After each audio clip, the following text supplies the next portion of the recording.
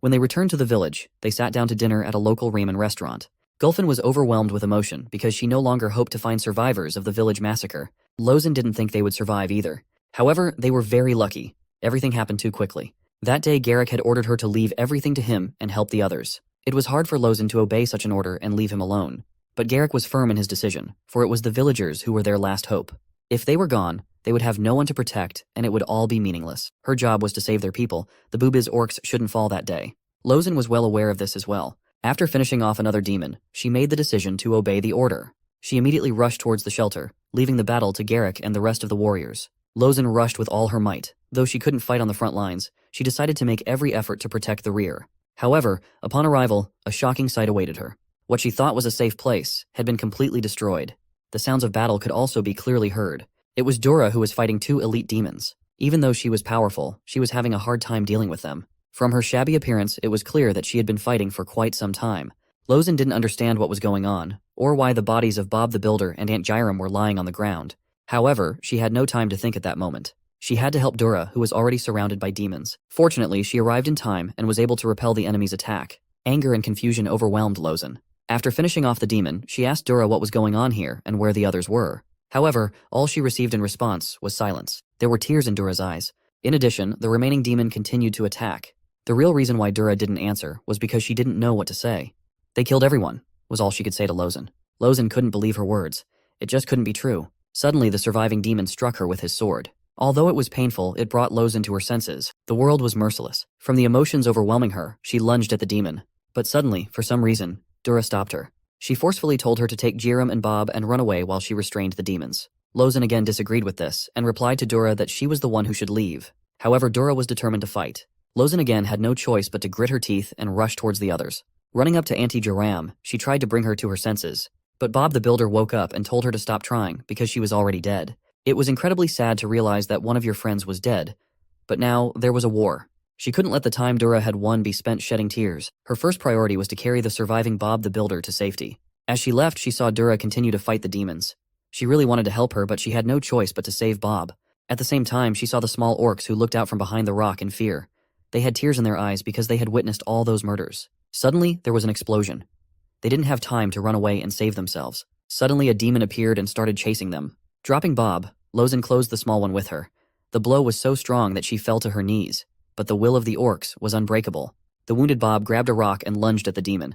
He managed to catch it off guard and landed several blows to the head. After buying some time, they took up running again. Jumping off the rock, they intended to hide in the forest. Lozin shouted to the others to keep up. At the same time, the demons managed to defeat Dura. Not stopping there, they went in pursuit of our heroes. Breaking part of the fence, Lozin opened a way for them to get out. Well, quietly, they didn't manage to leave, because the demons have already managed to catch up with them. Leaving the injured builder, Bob and Muda behind, Lozin rushed to defend their group. At first, she managed to hold back their onslaught and somehow fought back. But the demons fought very meanly, every now and then trying to kill the small orcs. Because of this, Lozin lost her advantage and could not fight at full strength. At one point, one of the demons still managed to slip through to the small ones. It seemed like it was all over. However, in the next instant, the demon's upper body turned into small pieces. The culprit behind this was the Black Knight. He was the one who had saved them. Without much difficulty, he chopped the second demon into pieces as well. At that moment, Lozin was confused and did not know what to do. However, she realized one thing. The Black Knight was not their enemy, at least not now. The Black Knight then ran away without saying anything. Lozin could have returned to the battlefield, but at that moment, she had children, and the wounded with her who needed her help. It was obvious that the demons wanted to exterminate them, so her first priority was to ensure the safety of the survivors. They immediately went to the nearest orc camp where they were given first aid. But it wasn't until some time later that they learned that their Boobiz village had been destroyed. Lozin found it hard to believe all of this. She blamed herself for never being able to help Chief Garrick and the others. In her opinion, she had failed Elder Gurin and everyone else. Gulfin, however, did not see it that way. She did not blame Lozin, for she had done all she could. Besides, if she had returned, they wouldn't have the chance to talk like this now. At the same time, Gul asked his friends how they survived. Though reluctant, they revealed that they hid in a barrel. They admitted that they were helpless and could only watch as the others were killed. Another unpleasant thing was that one of them had wet himself with fear. Dobuk immediately started making excuses, explaining that he thought they had been found and he had gotten very nervous. However, they didn't laugh about it, for they realized that they were still just kids. Kagan wanted to object, however after a moment he agreed, for they really were just a bunch of brats. Needless to say, everyone was in agreement. In the opinion of Bob the Builder, it was up to them whether they would become a bunch of brats in the future or great orcs who could change the course of history. Suddenly their conversation was interrupted by an orc who appeared and turned to Lozen and said that the chief Doc Thunder was calling her to him. As soon as Lozen left, Gul and Gulfin said goodbye to the others. They needed time to talk like mother and son. Walking down the street, our hero remarked that Aunt Lozen was truly incredible. Gulfin was in agreement with that. However, she did not understand why he said that. In the mind of Gul, everything was very simple. She was a tough warrior, tough as a mountain, and even the local chief needed. Compared to her, he was just a useless fool. And there was no way a fool like him could avenge his Gramps, Chief Garrick, and the others. He wanted to do so very much, but there was no one he could defeat right now. Gulfin understood his feelings and reminded him of what Uncle Bob had said. Whether he would be a clown next or not was up to him. She advised him to do what he could, and she would be there to support him. Tears appeared in Gul's eyes. He too wanted to be strong and be able to help in times of need. Gulfin replied that the time when his help would be needed would still come, but for now he should let the adults fight their war. At the same time, Lozen arrived at the home of the elders of Butte Village. Bowing her head, she greeted all 5 elders of the village. Chief Doc Thunder immediately said that he had heard that she was a strong warrior capable of even summoning a spirit beast. However, Lozen replied that it wasn't really true, because recently she hadn't even been able to protect her chieftain. Doc Thunder disregarded her words and asked her to join the Butte army. Lozen immediately agreed, for that was exactly what she was about to ask. She was determined to take revenge on the demons. The next day, the Butte village was going about its normal, peaceful life. On one of the streets, Bob the Builder rushed at full speed with a bucket of water. And no, he wasn't going to water the flowers. His mission was to wake up the sleeping Gul. Our hero was not particularly happy about this refreshing gift. Builder Bob was relentless, for he slept until almost noon. Still sleepy, Gul wanted to object, but Bob shouted at him to get his green ass up and follow him. After an awkward moment of silence, our hero realized that he also had to roll the chair. Driving through the streets of Butte Village, where daily life was bustling, Bob the Builder asked Gul when he was going to stop being a useless piece of meat. In addition, his mother was worried that he ate too little. However, our hero only remained silent. On their way, they met one of the Butte elders, Borba. On her question about who was that kid, Bob the Builder replied that it was the son of Gulfin. The elder also immediately noticed that he was very skinny. Taking a basket of meat from the local stall, she handed it to our hero. Thanking Auntie Borba, although not immediately, they went on walking through the village. Bob the Builder couldn't help but notice how huge Butte was. However, he was sure that Gul had not noticed it, as he had been lying in bed all day long. He couldn't understand what was wrong with our hero. He used to be so annoying that even Elder Gurren was losing his mind over it. And there wasn't a rock or tree he didn't climb. Gul was well aware of this himself, yet he didn't know what to do or where to start. Bob knew how he felt, for together they had lost the family they had known since birth. However, life did not end there. No matter what village they were born in or where they were, all orcs were their family. From that fateful day, every survivor of the Bubiz village began to train. They all wanted only one thing, to gain strength and take revenge on the insidious demons. Even Bob the Builder showed his resilience and stood up from his chair. In his opinion, a warrior's determination was not in constant self-pity, but in the ability to do what needed to be done. That was what it meant to be a true hero. The path they were about to travel was sure to be full of dangers. They would surely encounter familiar opponents. But even the demons that attacked their village had to answer to their king, and they would need everyone to stand up to his power. Bob the Builder believed that Gul had potential, but first he had to unlock it. He had only 2 choices: continue to drown in despair or gather his will in his fist and become a true orc. In that moment, Gul remembered the words his friends and mother had told him. He had to keep moving forward no matter what.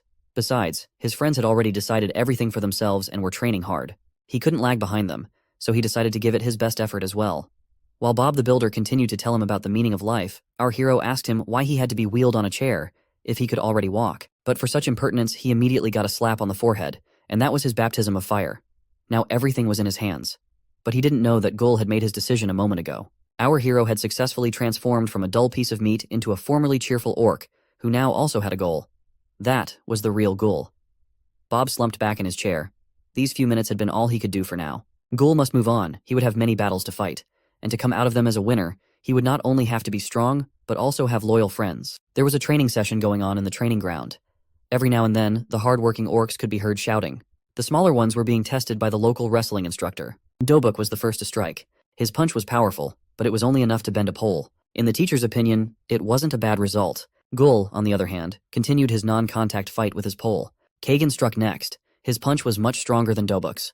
It was even enough to break the pole. Needless to say, even the teacher was impressed. Next was Mutu. From his movements, the teacher immediately realized that he was in good shape, and he wasn't wrong.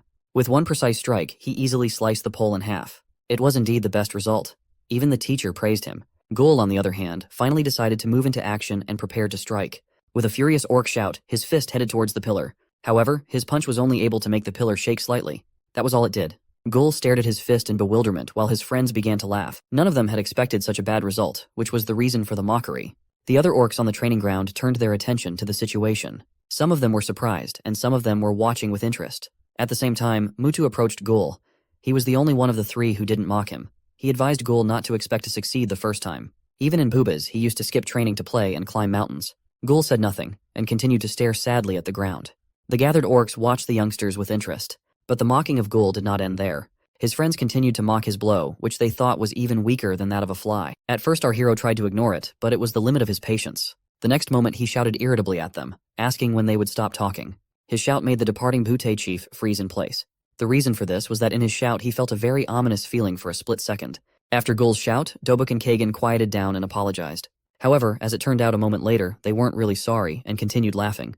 Gul, who had fallen for their game for a moment, was now really angry. His leg began to turn red, and after a moment he lunged at his offenders with a fierce shout. His blow would have hit Dobuk and Kagan, but the chieftain, who had arrived in time, blocked his blow.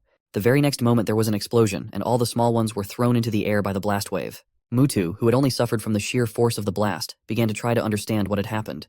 The other orcs on the training ground were also shocked. Despite the sheer force of the impact, the leader didn't have a scratch on him. He was only interested in one question: what kind of power Gul possessed. However, at that moment, Gul couldn't answer that question, for he himself didn't understand what had happened. Turning his gaze to his leg, he saw that it was red. He again had the same feeling as when he fought the Goblin King, and also when his grandfather was killed and he fought a demon. Rushing over to the little guys, Lozin shouted to call for the healers. They got hit pretty hard. Dobuk even passed out. Luckily, the rest of them were fine, with only a few scrapes and scratches. Lozin immediately asked Gul in a furious voice what he had done. However, our hero himself did not understand how it happened. He regretted what he had done, but there was nothing he could do about it. Looking for help, he turned his gaze to the chief. However, he was still waiting for his answer. There was silence on the training ground. Everyone present only looked at Gul and the chief. Gul apologized and said that he had no intention of hurting his friends. All he felt at that moment was that he was angry with himself. The chief wasn't going to listen to his excuse and ordered him to hit him again. Gul was puzzled by his request, but the chief was not kidding and shouted for him to hit him again. Our hero began to strike furiously, but no matter how many times he struck, the chief continued to stand as if he were a rock. He was disappointed that this was all that an orc who had lost his home could do.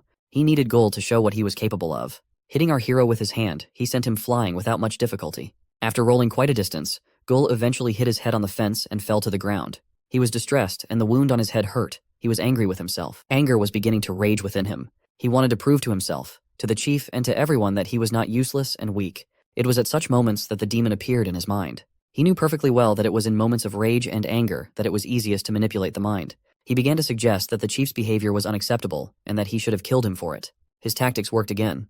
Gul did not resist and trusted him. In the very next instant, his skin turned red and he let out a furious scream.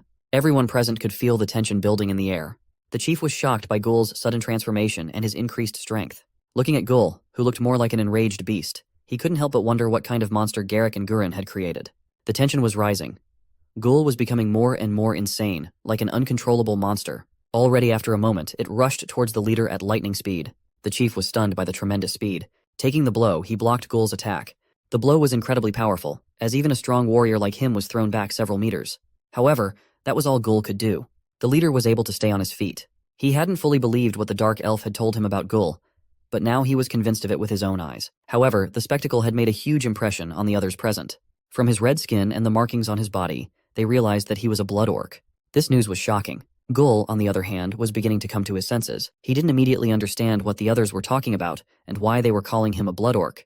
However, after looking at his hands, he realized that it had happened to him again. He had lost control of himself again. He wanted to figure out what had happened to him, but suddenly he was visited by an unknown feeling that made his whole body freeze. He could feel the golden dragon awakening in his body, and he knew that the only one who had ever possessed it was his Gramps Gurren. His mind immediately flashed back to the memories of how he had given him some of his power and asked the dragon to watch over him. The demon inside Gul also sensed the trouble perfectly. However, there was nothing he could do about the fact that his will was being suppressed.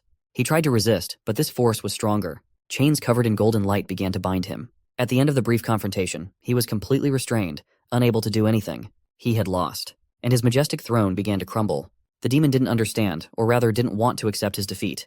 He knew his opponent well, which made him even more furious. Grutam, he was someone who shouldn't have been there. However, despite all his rage, the demon was powerless.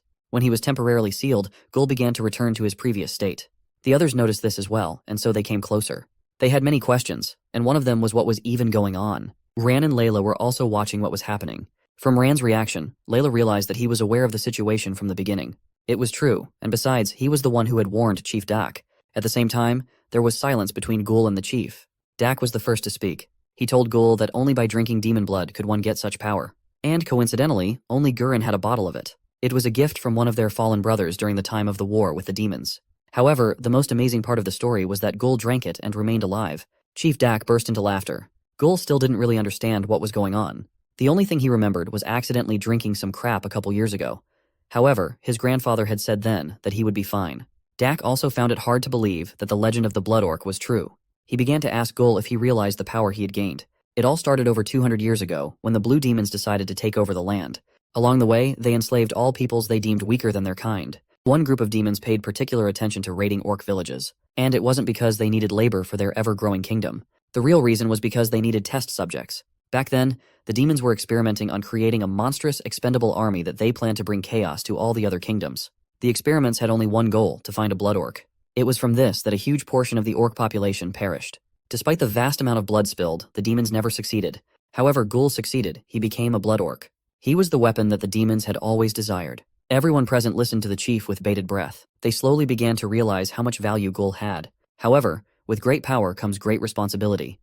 Realizing this, Chief Dak asked our hero if he wanted to master this power and become a true warrior. Gul did not hesitate to answer that he did. Dak himself would have liked to teach him, but replied that he had no place in the village. Gul did not know why the chief had refused him, and so he began to assure him that he would be able to do it, and that he could even withstand any training. But the reason why Chief Dak had refused him was something else entirely. He was a blood orc, which meant that one wrong move and he could hurt someone. The only way out in this situation was to find a master. He was the only one who could handle this. In Dak's opinion, Jareth Fullbringer was the perfect candidate for this. He was also known as Master of Ki. He had enough strength and experience to help Gul. No one knew exactly where he was, however the elves would have to help him with this. Ran and Layla gladly agreed to this mission, for Layla had once been his student as well. Hearing this, Gul stared at Layla with admiration. She was indeed strong, and he really wanted to become the same. Chief Dak told our hero that he shouldn't relax, for he had a long and difficult journey ahead of him. His primary goal was to learn to control his strength and become a true warrior. At the same time, in Gul's mind, the demon was talking to Grutom. The demon felt his freedom was only a matter of time. He was fueled by the darkness of this child. All he had to do was wait for the right opportunity. Later that evening, Gul and his mom enjoyed a beautiful view of Pute village. But that wasn't the only reason they were here. Gulfin also wanted to talk to Gul before he left. She asked if he was really sure about his decision to leave the nest. However, in Gul's opinion, she had left him in it a long time ago. Gulfin couldn't deny it, but in her defense, she said that she had to fulfill her role, to help restore peace and harmony to their lands. Hearing this, Gul said with hatred in his voice that it was really time for them to kill all the demons. Those demons should have regretted attacking boobies and for allowing their children to be born into this world.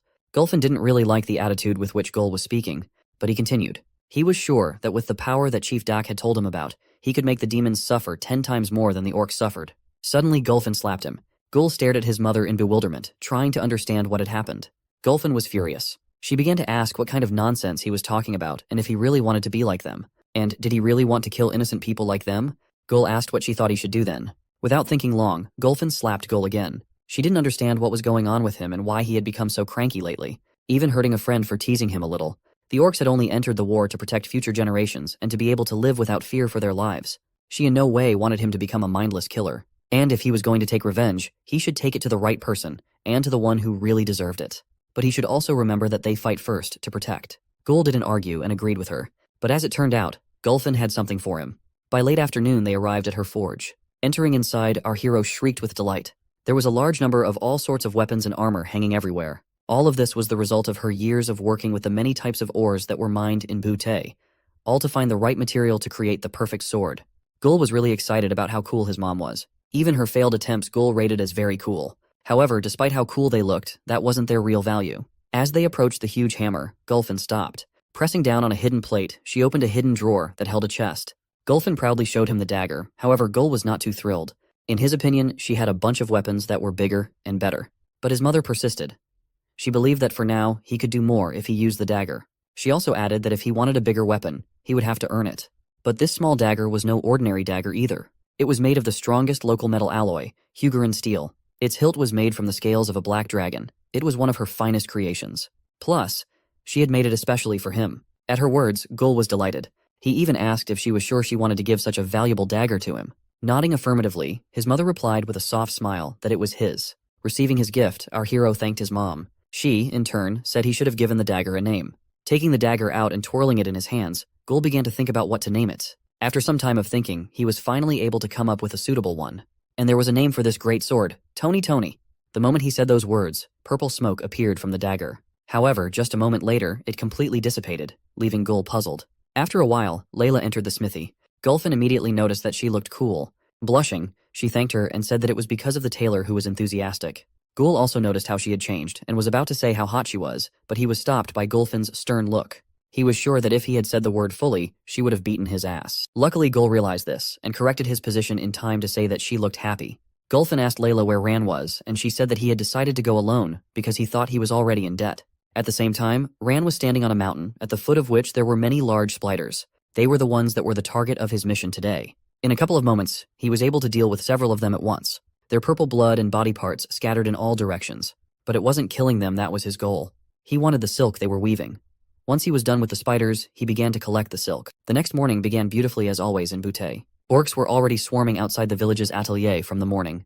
Butte's tailor Araba was also excited about the new day. She began to remember how much she had enjoyed working on the dark elf's clothes. She stretched sweetly and yawned. However, her breathing was by no means as good as the morning. The flowers in Ran came within striking distance of it, wilted instantly. In Ran's estimation, the stench from her mouth could kill anyone, and could even be a strategic weapon in the war against demons. Apologizing for his dirty appearance, he said he had gotten her the material she needed. Araba was happy to hear this, but did not realize where the promised materials were. Ran immediately opened a dimensional storage, which surprised the tailor, who had already forgotten that dark elves could do that. Already in the next moment, she was flooded with materials. There were so many materials that she found herself buried alive under them. Araba was really surprised that Ran was able to bring everything she needed. When Ran asked if it would be enough, she confidently replied that it would be more than enough. He had brought top-grade materials, so there was nothing to worry about. Araba's enthusiasm was again sky-high. She promised Ran that in 2 days, everything would be ready. 2 days later, Gul started packing for the journey. He put on new clothes and also took his dagger. Finally, he was fully ready to conquer the world. At the same time, his mother was talking to Elder Borba. She informed her that she intended to return to the Elf Kingdom in a couple of days. Gul arrived and greeted Elder Borba in his cheerful manner. She knew that he was going on a trip and asked if he was ready to build up his biceps and meat. However, to their surprise, Gul's mood immediately disappeared. The reason was that he missed his backpack Gulaman. He felt incomplete without him and didn't understand how he could start an adventure without his best buddy. In that moment, he truly realized and understood the cruelty of life. Not wanting to listen to him whine anymore, Gulfin threw her bag at him. However, in Gul's opinion, it was lame and unwearable. In Gulfin's opinion, the most important thing was practicality, because adventures were not that easy. Borba, who was watching the situation, laughed. At the same time, Ran arrived at the smithy and told Gul that he wanted to give him a present. Gul didn't mind at all. Dropping his bag, he immediately went to him. The bag that Ran had brought with him looked really impressive. Unzipping it, he pulled out a cool backpack that had been made by Araba. Gul's eyes immediately lit up with happiness at the sight of it. Ran told him that Araba had shown impressive skills creating this backpack. It was made from moonspider silk, purified from corruption, as well as other quality materials. It was the least he could do since he had left Gulaman behind in their country. Ran really hoped he liked it. Gul's actions were better than any words. Rushing over to the backpack, he hugged his new friend tightly. It was the backpack he had always dreamed of. He immediately asked Ran what to call it. He replied that he had dared to give it the name Selamun. Even though Gul couldn't pronounce the word the first time, he still thought it was the right word. Thanking Ran once again, our hero said that he finally felt complete again. Now that Gul was fully ready to go on his journey, it was time to give him Butte's blessing for his journey. Here in Butte, they were all family, and so if any of them were traveling, they would support him in any way they could. And so if he asked, their brothers and sisters would provide him with whatever he needed. To be sure, Gul innocently asked if he could really ask for anything. Elder Borba replied that naturally, he just needed to say that he was from her. Hearing this, Gul smiled. However, very few people knew that behind that innocent smile was something more sinister. Gulfin was well aware of Gul's dark side, so she told the elder that she shouldn't throw her words around. Gul became a demon, even more terrifying than the one inside him. At the same time, in the Butte elder's house, there was a meeting. According to one of the elders, they had enough warriors. However, Chief Dak disagreed, for in war there are never enough warriors. They could not afford to lose any advantage. Another elder reported that he had already sent word to the allies. This was great news, for with Antari's connections, they would be able to find out where the demons had hidden their bases on the Waragu continent. The demons had indeed kept quiet for the time being, but they still managed to strike at the most painful place. Now, it was no longer just an orc battle, for it was clear that the demons were preparing something. Another elder asked if Gulfin's son was really a blood orc. Thinking back on it, Dak remembered Gurren. The fact that the boy drank the demon's blood and survived could be a key deciding factor in this war. Miles away from Butte, Spade came to visit a captured demon. He asked, why did the greed move its army? The demon was in no hurry to answer, so Spade quickly let him know that he wasn't going to joke. The adventurer was sure that the demon did not want to be stuck here in the dungeon forever, and if he wanted to get out, he'd better start answering questions right now. News had recently reached the adventurer that Beastmaster Gurren had been killed, and Spade wanted to know why it was done. Slick heard the news and laughed, amused by the fact that the destruction must have been a blast. But he couldn't laugh for long. Spade quickly stepped on his wounded leg and reminded him of his predicament. There was something in all this that didn't fit, in Spade's opinion. He didn't believe that the Greed Demon army could kill the Beastmaster alone. Well, the demon admitted that it was more than just greed in the air. It was all punishment. Those orc slaves got what they deserved. From his words, Spade concluded that greed wasn't the only thing involved. He had learned what he wanted and was about to leave the prison room when Slick called out to him and said that people better be careful. Demons are envious and are wrathful as well. Those orcs were just the beginning. Now let's go back to Gul, who with his new backpack was running around the streets of Butte looking for his gang. He found them pretty quickly. These bums were not practicing now and were probably up to something nasty. But Gul had a more important task for them. He needed help gathering goods for the journey. With such a task, the bros were always willing to help. There was only one small problem that no one seemed to care about except Mutu. He didn't understand how they could get the goods if they didn't have money or things to trade. It felt like the other idiots hadn't even thought of that. But Gul actually had a plan. Elder Borba had told him that by bringing up her name, he could get anything he wanted from the people of Butte. Mutu saw holes in Gul's plan even here. What if no one believed him? Did he even have the signature of an elder? Gul unfortunately wasn't known for that kind of savvy and didn't think that far ahead. But he had clearly heard that Elder Borba had said exactly that. Of course, that wasn't enough to make it seem plausible. Kagan grudgingly stated that Gul should go and ask Grandma Borba for a signature so they wouldn't look bad. But Gul replied that they didn't have that much time. He had to go any minute. If they delayed, he wouldn't get much goods, which he was not happy about. Kagan was already starting to feel trouble approaching his ass. But then Dobuk's sly laugh was heard. He was the evil genius of their gang for a reason. He came up with the brilliant idea of making the sign himself. Of course, everyone liked the idea. So Mutu started writing as hard as he could. It was much harder than hitting a trunk.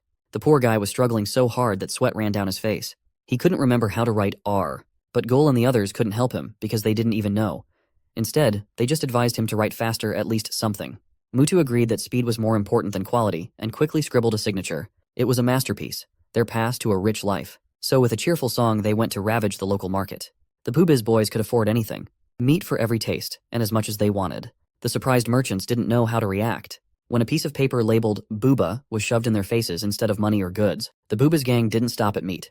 They went on to raid the stalls of utensils, sweets, vegetables, fruits, and everything else. It went on like this until the backpack swelled to the max and nothing else could be stuffed in it. All thanks to Borba and her rash words. However, the traders began to suspect something wrong and gathered to discuss whether they had met a group of children who grabbed all the goods and then did not pay for them. Yes, they all had, and not a single stall had survived. Kids said Elder Borba vouched for them, and they even had a signed paper with her name on it. Of course, that didn't help. One merchant they took actually half of the store's goods from. Meanwhile, the little brats were enjoying the loot. They ate and drank and couldn't get enough of how good it was. There were plenty of goods to go around. And most importantly, they had gotten it all for free. Gul couldn't agree more, but he reminded them that they wouldn't have gotten it all if Mutu hadn't signed a piece of paper for them instead of Elder Borba. That signature simply worked wonders. Mutu smugly replied that if there's something to be done, it shall be done. The boys were just praising Mutu as their guy, and it would have been fine if they did it quieter and away from the stalls. Waving a fake signature in front of the noses of the robed merchants was not the smartest idea. Immediately, the little rascals began to sense that something was wrong. The goosebumps on their skin made it clear they were in trouble. But just what kind of trouble?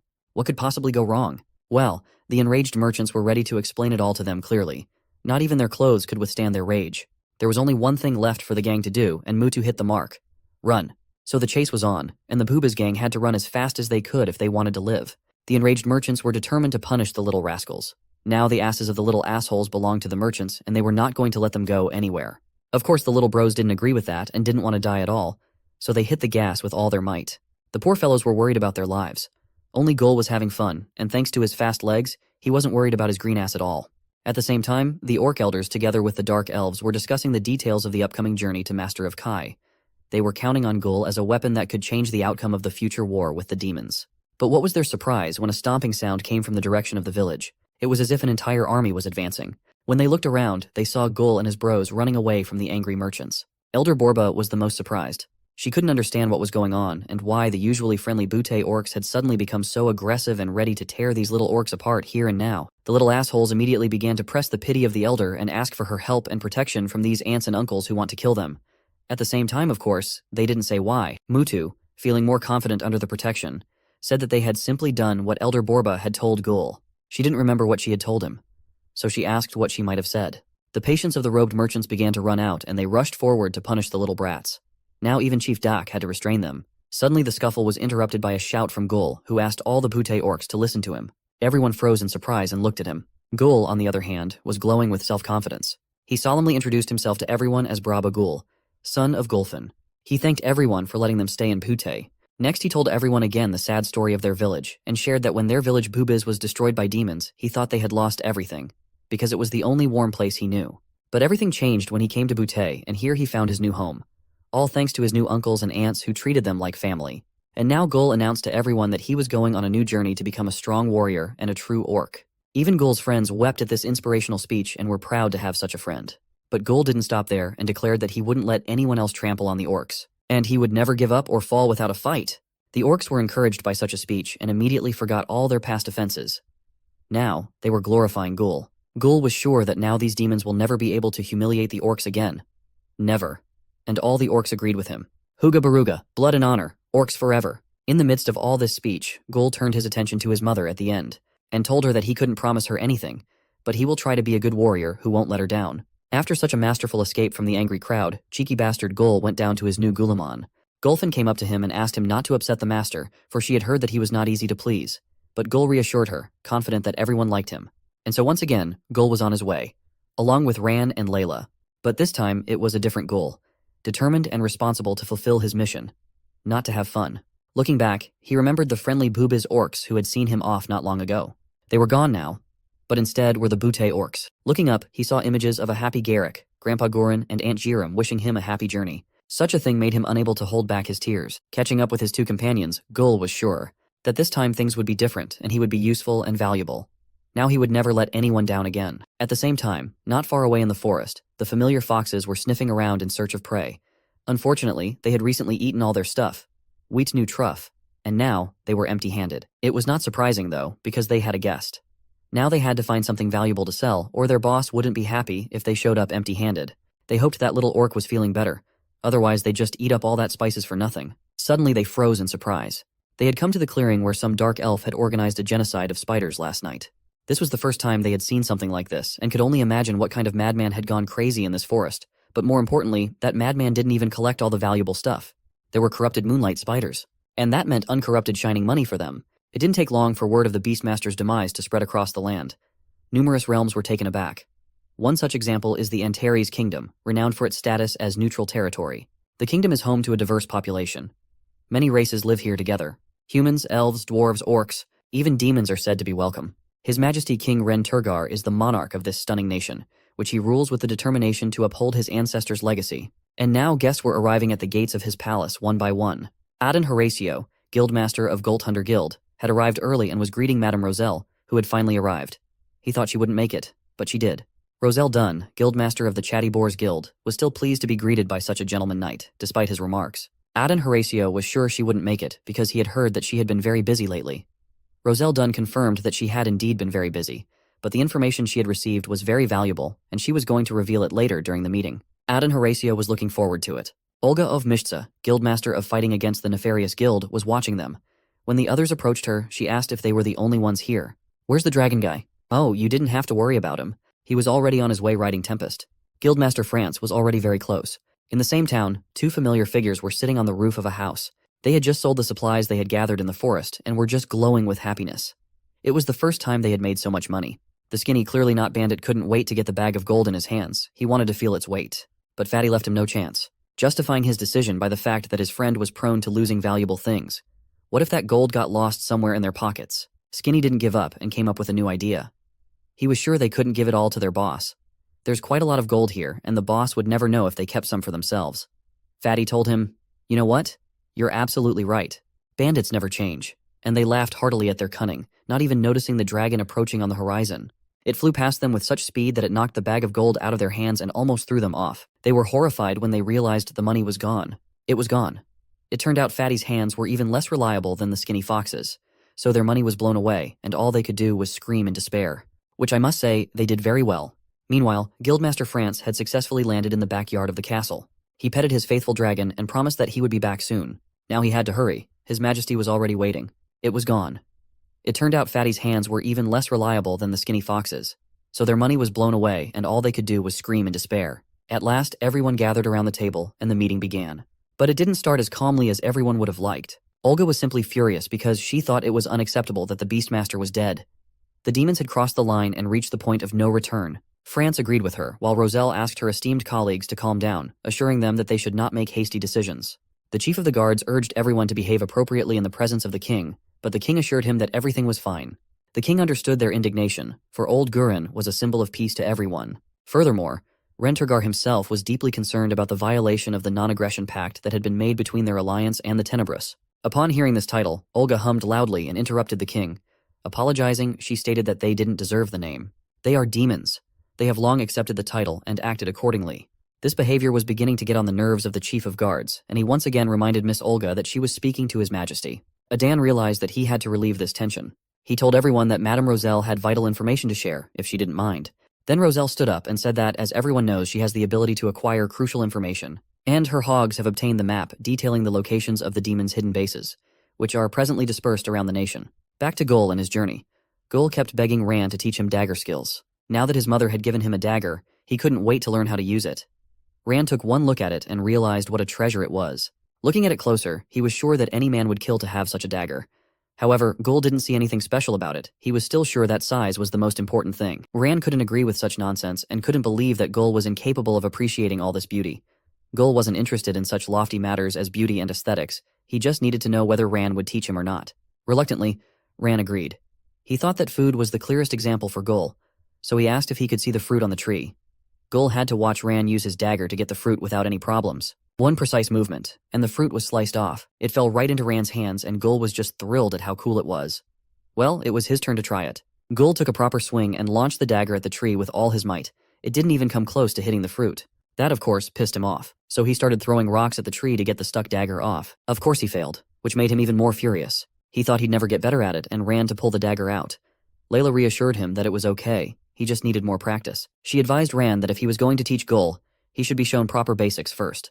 Though Rand was sure that was exactly what he was doing.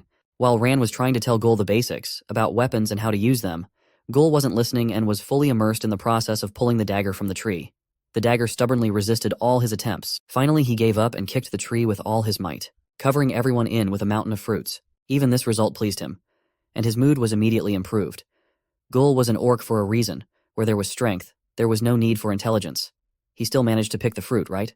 Now let's go back to the Council of Guild Leaders and the King to find out what information Madame Roselle had managed to get. The other participants of the meeting were also eager to find it out. But the King was interested not only in the information itself, but also how it was obtained. Roselle said that the information was obtained thanks to a map found at one of the hidden demon bases, where one dark elf had broken in. While the demons were chasing him, one of Roselle's men was able to take advantage of the confusion and chaos to sneak in and steal a large map from there, which was delivered to this meeting as well. The map was marked with red markers to indicate hidden demon bases, a few of which were labeled by greed demons. The rest her guild had discovered on their own. But the scouting wasn't over yet, and there might actually be even more bases. Apparently the demons are planning to place military garrisons on these bases. Hearing this, Rebus Amir Falsur, guildmaster of the Maker's Hand Guild, asked if this meant that the demons were planning to invade these lands again. Despite the clear evidence, Aiden didn't believe they would have the strength to do so. He was sure that as long as their dragon god Khan Darak was locked away in the depths of Shadow Prison, they would not be able to regain their past power. But Roselle reminded him that that hadn't stopped them from succeeding in killing one of the celebrated heroes of the last war. And as much as she hated to say it, the demons' actions definitely constitute an act of defiance against peace accord. Olga had no doubt that the demons were clearly declaring war right to their faces. France too was not silent and added that he had already lost 2 of his adventurers due to the demon scouts. It so happened that a nearby army was marching on its way through dense rock forest. The king finished his sentence for him and added that the army was marching directly to the orc village of Bubiz, where the beastmaster Gurin lived. Ren already knew all the details thanks to the 2 old men who had told him all the gruesome details of what had happened. Even so, France had something to add. His subordinates had managed to extract additional information from one of the demon scouts. Some found it hard to believe that they had managed to capture the demon alive. But it was the truth. Greed, wrath, and envy. Those were the Tenebrew clans who attacked the orc village. The king was surprised to hear that 3 clans were involved. and in a rage he declared that this is an upfront assault. He was saddened to realize that the existence of the Tenebru peoples in his kingdom was like this. His people were just beginning to get used to the presence of demons on the streets. At a time when the wounds from the Great War were just beginning to heal, a new war was about to begin. His musings were interrupted by France, who said that he might have something that would help His Majesty decide what to do next. One of his subordinate adventurers, Spade, has been exchanging information with the captain of the Tenebru's Sloth clan, and he learned that there has been some confusion and ambiguity prevailing inside their kingdom between the monarchy and its people, especially the thirst for power of an individual named Shuya-un. So, the demon clans are divided and feuding amongst themselves and their king. However, this information sounded too suspicious, and Roselle assumed that this could be a ploy intending to lead them into a trap. In any case, the king was sure that they should be prepared for anything, and the worst too. Just now the news came from the elves. They were ready to come to help at any moment when circumstances demanded it. The exact same news came from the orcs. Then the king decided it was time to act first. He ordered to inform the entire alliance to gather troops to destroy the hidden demon bases. Perhaps this would be a challenge for everyone, and King Ren didn't want to be the kind of king who thoughtlessly sends his men to war, but no act of dishonor will go unpunished. The demons simply left them no other choice. Furthermore, the king reminded everyone that any unnecessary aggression towards tenebrous people who are currently residing in this kingdom shall not be condoned. They might be going to war, but they are not demons. They might be going to war, but they are not demons. And they don't murder innocent people. But until the matter is settled, all requests for demons to leave or enter the kingdom will be denied. In the meantime, the king was going to establish communication with Demon's monarch and ascertain the underlying cause of the situation. A little while later in the wild kitchen, news began to reach the chief and he received a letter from Pute. But he was, as usual, too busy to read it. He had to check on the evening service. It was not for nothing that it was the wild garlic himself, Godin Ramsay. In his classic fashion, he went to inspect his cooks who, in his opinion, were not handling anything and were just garbage. His rage was, as usual, at the highest level, and no one escaped humiliation. Finally calming down a bit after the inspection, he sat down to read the letter. Literally after a few lines read, he became enraged again. Godin Ramsay was not going to tolerate these insolent demons and was ready to chop them into tiny pieces. He was sorry that the demons were smart enough to send an army after his old friend Gurren. Well, he was ready to act again. It was too early for him to retire. Along with the letter came a scroll. Godin Ramsay was even more shocked when he learned about the Blood Orc. While the king and the guild leaders were deciding the fate of the continent, Gul had something equally interesting to do. He was yelling at the poor chameleon who was getting tired of it. Gul didn't stop until he received a crisp slap. The bored chameleon was not as harmless as it seemed at first glance. This infuriated Gul. He was about to show this brat who was who here. But Rand stopped him. He asked him to calm down and remember what he had told him last time about the forest creatures. Rand believed that this poor creature could be the spirit guardian of the forest, so Gul should stop killing everything that got in their way. Expectedly, of course, Gul didn't listen to him, and in a few hours the chameleon pieces were already frying appetizingly in a frying pan. They set up their camp on the shore of the forest lake, and all but Rand were enjoying the beautiful evening. Even Layla was quite pleased with Gul's cooking skills and couldn't resist trying a little. She also remarked that Gul was pretty good with his hands. Such a remark surprised Rand, who couldn't help but ask what she meant by that. In fact, Gul was just showing a master class in dicing meat and more. Even Godon Ramsay would have been pleased with such an advanced technique. That was not the case with Rand, who was simply jaw-dropped at the misuse of a masterpiece dagger. Gul, on the other hand, was quite pleased with his work and even praised Tony for his fantastic work. Finally, Rand couldn't take it anymore and shouted in indignation that he had just turned an exceptional dagger made by the legendary blacksmith into an ordinary meat chopper. Although what did he expect from Gul? To calm down a bit, Rand started eating his elven bread. Layla had warned him to be careful, for nymphs are rampant around this forest. Of course, Rand knew what they were, which could not be said for Gul, who did not listen to them and went to fetch water with a bucket. Layla went on to tell Rand that nymphs do not shy away from exploring your ribald desires. And if you can't contain yourself, you risk being dragged into the darkness of the deep. Unfortunately, Gul didn't hear all this and fell completely under the nymphs' charms. Despite their danger, Layla believed that nymphs existed in the forest for the reason of protecting the forest from people who could potentially harm it. And that was why it was important for everyone to remain vigilant. As soon as she stopped talking, a distinctive blop sound was heard behind them. That's when they noticed Gul's absence. Ran already had a sense of déjà vu. Here we go again. Where could that bald orc be? Ran was getting angry. He had already seen this coming. So he had thoughtfully tied an invisible string of mana to the orc. And now, when he activated it, he could be found. But what he didn't expect was to be pulled into the water with incredible force and speed. Layla immediately rushed after him. Ran could do nothing and was being dragged to the bottom. Luckily, Layla was already rushing to his aid. She caught Ran near the bottom and threw him to the surface with such force that he flew out of the water, right along with Gul. Of course, the nymph didn't like her prey being taken, but Layla was already on the shore to protect her unlucky friends. She bravely stood right in front of the enraged mistress of the forest lake. Gul began to come to his senses and wondered where the cutie had gone. Layla was glowing in front of him, and he still couldn't figure out if this was all really happening or if he was just dreaming. It was a battle of attitudes between two powerful women who were not sharing the same little bald orc who was lying on the shore carefree and thought he was asleep. Instead of fighting, however, Layla bowed her head and said that she knew she was protecting the forest, but they were not her enemies. These were not just words, but a strong elven spell, which like a strong wind began to push the nymph away from the shore. No matter how upset she was that her prey had been taken from her, she still had to retreat back into the depths. Layla made it through and saved the little bald idiot. Probably not the last time. But Gul didn't get off as easy as it might seem at first glance. Too much water had gotten into his lungs and he stopped breathing. Layla rushed to his aid. She helped him cough up the water by pressing on his chest. And with her help, Gul finally woke up. Layla immediately asked if he was okay. But Gul was actually still floating in his dreams and was sure he was in heaven.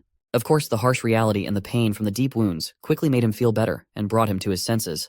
Layla advised him to lie down and stay still while she treated his wounds. She immediately began reciting her healing spell. All the wounds that Gul had, she transferred to a small tree she had plucked nearby. Soon, Gul was as good as new, safe and sound, with his green bald head as shiny as ever. Seeing his overly cheerful mood, Layla asked if he realized he had narrowly escaped death. One look at Gul was enough to realize that he didn't. Still, he thanked her for her help, and told her how he had seen her glowing earlier. She was lit like white flames, but ain't burnin'. Suddenly, Gul smelled burnt meat, and was horrified to realize that his meatballs were burned completely. Layla wasn't surprised. The kid had almost died, but all he was thinking about was food. So, while Gul tried to rescue the remains of his dinner, Layla approached Ran, and praised him for his smart move, for it was very wise of him to tie the string to Gul. Ran didn't see anything ingenious about it. He just learned from experience that the little bastard tended to disappear when he wasn't being looked at.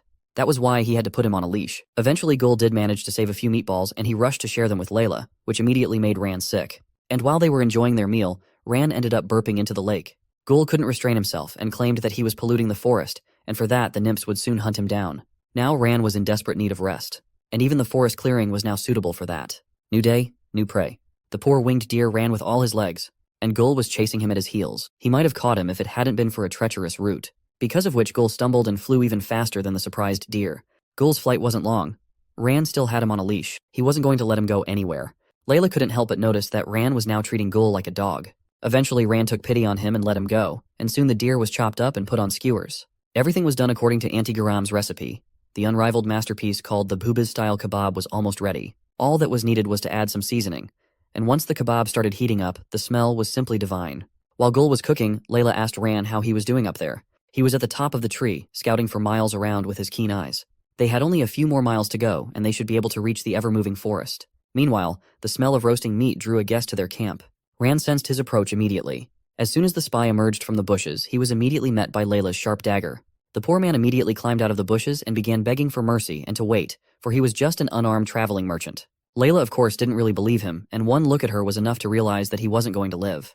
The traveling merchant immediately started begging for mercy and making excuses that he was lured here by the sweet smell of delicious meat. As soon as Gul heard this, he immediately asked Layla to let him meet this guy. After all, anyone attracted by the smell of meat is a brother to him. Gul wasn't going to deny anyone a meal. Well, since Gul was okay with it, Layla let the merchant into their camp. There was no limit to his happiness. The traveling merchant just couldn't stop praising how phenomenal this meat was, especially after not eating normally for a week. Gul, with a smug face, accepted all the praise and didn't fail to remind him that it was all prepared by the first assistant of Bork's restaurant in Pubiz. By Gul himself, the most handsome orc. The traveling merchant liked the name of Gul's village, and he introduced himself as Damo. And so it was that they met. Gul was simply delighted by the trader's large backpack, which sold a wide variety of goods. Ran was interested in more practical things. Considering that he was a traveling merchant, he wanted to find out some information from him. Ran was especially curious if there were any villages on the way to the ever-moving forest where they were headed. The merchant immediately saw this as an opportunity, and offered Ran a look at a fantastic original leather dagger sheath. He insisted that it was a unique offer that could not be missed. Gul, meanwhile, was trying to create a Lomi 2.0, also offering this bird some meat. Ran realized that until he bought something from the merchant, he wouldn't say anything, so he grudgingly agreed to buy in exchange for information. And for only 2 silver coins, he got a new sheath. Then Damo told him that a few miles from here to the southeast, they would come across a spiral rock. Then they would only have to go straight for a bit, and they would come across a village called Okakeo. But Damo also warned them that he had heard that the monsters out there are becoming a little bit unorthodox. Our adventurers promised him they'd take note. Gul, meanwhile, was trying to take a bite out of the poor bird. Before saying goodbye, Damo decided to give Gul a special gift. A blue firework in the shape of a dragon, which Gul was of course delighted with. Damo colorfully told him that these fireworks are called Ice Dragon, and instead of sparks of fire, it'll burst out like a blizzard. It will surely feel as if it's winter in the middle of a piping hot desert. Gul was thrilled. Damo assured Gul that it was an ultra-mega special item, but it doesn't compare to the food Gul provided him. Finally, Damo said goodbye to everyone and set off, but there was something about him that didn't seem right, and from the looks of it, he only wanted to appear to be a traveling merchant. That was his cover. In reality, he was one of Madame Roselle's spies, and today he had learned many interesting things.